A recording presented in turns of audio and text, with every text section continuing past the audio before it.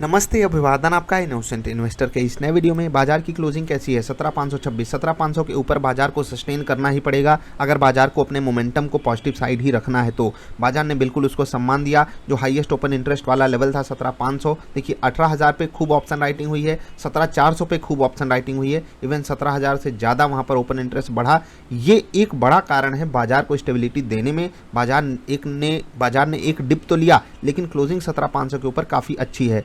Global market से हमारे लिए अभी कैसे संकेत हैं और अगले हफ्ते के लिए क्या है संकेत? देखिए, डाउ को अगर आप देखोगे तो ऊपर के लेवल से थोड़ी सी प्रॉफिट बुकिंग आई है, लेकिन ये जो रिकवरी है हम इसमें पार्टिसिपेट नहीं किए हैं। यानी कि ग्लोबल मार्केट के सिनारियो के हिसाब से हमें थोड़ी सी पॉजिटिव ओपनिंग जरूर देनी चाहिए मंडे को। अगर बाजार ऐसे ही डाउ 33,800 के आसपास क्लोजिंग दे देता है तो हमारी ओपनिंग एक फ्लैट टू पॉजिटिव ओपनिंग हो सकती है 40 से 50 पॉइंट की। यानी कि निफ्टी के लिए पॉजिटिव ओपनिंग के संकेत अभी के सिनारियो में बनकर आ रहे हैं। अगर बाजार 33,500 तक बंद होती है अमेरिका की, ये डाउ फ्यूचर्स की मैं बात कर रहा हूँ, तो भी अपनी बाजार फ्लैट ही खुलेगी। तब तक के लिए कोई नेगेटिव संकेत है नहीं। तो ये हो गया ग्लोबल मार्केट से हमारे लिए संकेत। अभी संकेत पॉजिटिव है। वर्स्ट की सिचुएशन 33,500 पे अगर होती है तो हम फ्लैट टू पॉजिटिव ओपनिंग देंगे। अभी हम गैप अप के संकेत बना रहे हैं। देखते हैं क्लोजिंग कहाँ होती है, इस पर आप थोड़ा सा फोकस रखिएगा। निफ्टी ट्रेडर सेटअप की बात कर लेते हैं। उससे पहले आपको बता दें कि आज बाजार ने जो 17,500 पे सपोर्ट लिया है ये काबिल तारीफ है। 17,400 का लेवल और बड़ा बनकर आ रहा है, 17,500 से भी ज़्यादा, क्योंकि आप यहाँ पर टेक्निकली चार्ट्स को खूब बनते हुए देखे हो।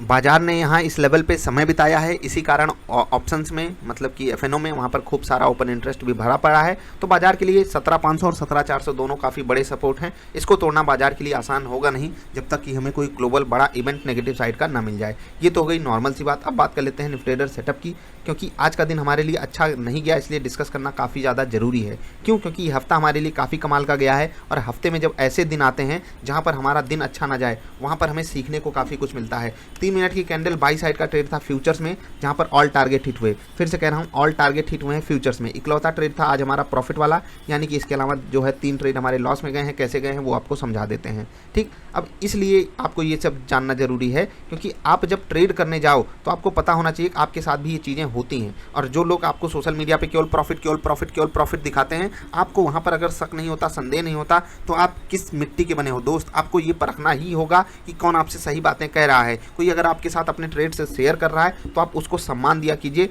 उसकी बातों को नोट करके उसकी गलतियों से सीखने की कोशिश किया कीजिए। अभी देखिए निफ्टी ट्रेडर सेटअप हमको यहाँ पर सेल साइड का ट्रेड मिलता है, क्योंकि ये कैंडल काफ़ी बड़ी बन गई थी काफ़ी बड़े मोमेंटम के साथ, तो हमने रिट्रेसमेंट का भी वेट किया। सेल हमने यहाँ पर किया, लेकिन उसके बाद ये स्टॉक रिवर्स किया। सेलिंग एवरेज हमारा यहीं पर था। ठीक है, आपको फिर से बताना चाहेंगे, सेलिंग एवरेज हमारा यहाँ पर था 490, 17,490 के आसपास हमने निफ्टी को शॉर्ट किया था। 17,500 के लेवल को निफ्टी तोड़ चुकी थी, डिसाइसिवली तोड़ चुकी थी। 17,500 पे हमने रेजिस्टेंस देखा, इसी कारण बाजार को हमने वहाँ पर शॉर्ट किया, और उसके बावजूद भी बाजार ने एक हमको स्टॉप लॉस तुरंत झटके से दे दिया, एग्जिट कर दिया हमको। और यही सिनारियो हमें 10 मिनट की कैंडल पे भी लॉस के रूप में उठाना पड़ा।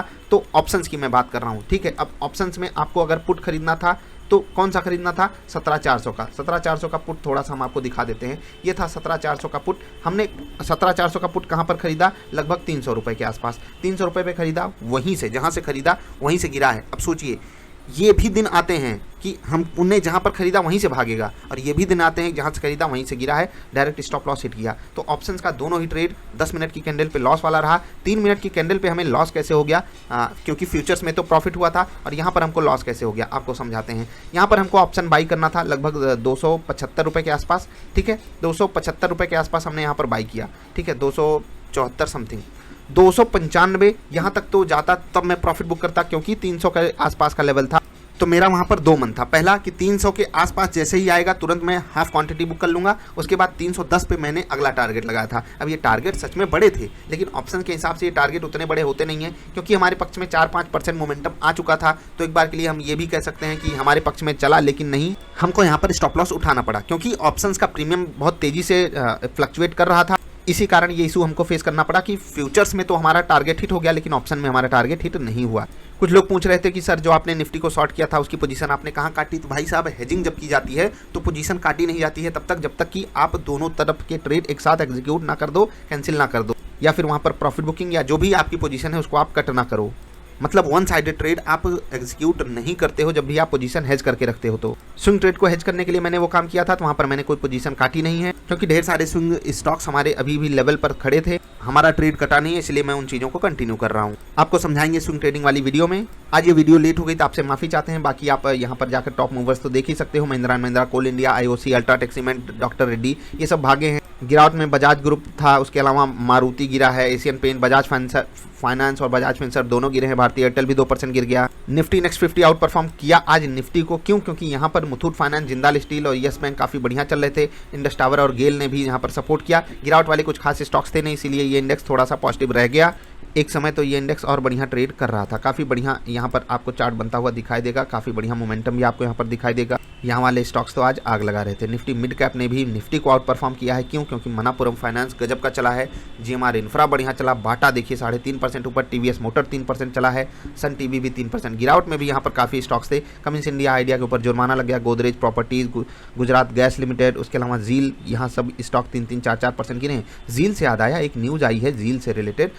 इन्होंने जो इन्वेस्को ने बुलाई थी ना कि आप आकर के यहाँ पर एक्स्ट्रा ऑर्डिनरी मीटिंग हेल्ड कीजिए, उसको कैंसिल कर दिया जील ने, और ये बड़ी खबर है। जी हाँ, क्योंकि एक शेयर होल्डर भले वो 18% होल्ड करता है, उसके पास हक था ये मीटिंग बुलाने का, लेकिन उसकी रिक्वेस्ट को कैंसिल कर दिया गया। सीधे बता दिया गया है इनवैलिड है और इलीगल है। वाह, इलीगल भी बता दिया गया है, ये कमाल की बात है। लड़ाई आगे गई है, इन्वेस्को NCLT में भी गया है। देखते हैं क्या होता है आगे। अब देखते हैं किसका घमंड काम आता है, कौन घमंडी है, ये आप जरा बताइएगा।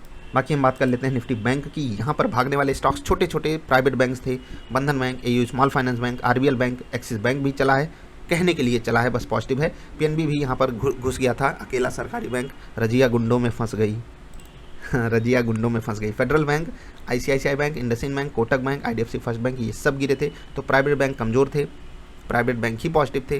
अब किसको क्या कहें, क्योंकि बड़े प्राइवेट बैंक ज़्यादा कमज़ोर थे, इसीलिए वो इंडेक्स को नीचे खींच कर ले गए, वो भी %0.5%।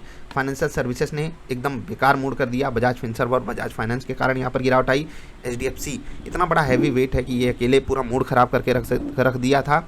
PFC भी आज गिरा, REC लिमिटेड भी आज गिरा। भागने वाले Muthoot finance, Piramal, HDFC life, HDFC AMC, Mahindra and Mahindra finance, ये सब स्टॉक्स भागे हैं। इकलौता मुथूट फाइनेंस 5% इस इंडेक्स को खींच कर ले गया, लेकिन फिर भी ये इंडेक्स 1% नीचे क्लोज किया है, तो सोच लीजिए इसमें कितना पेन रहा होगा।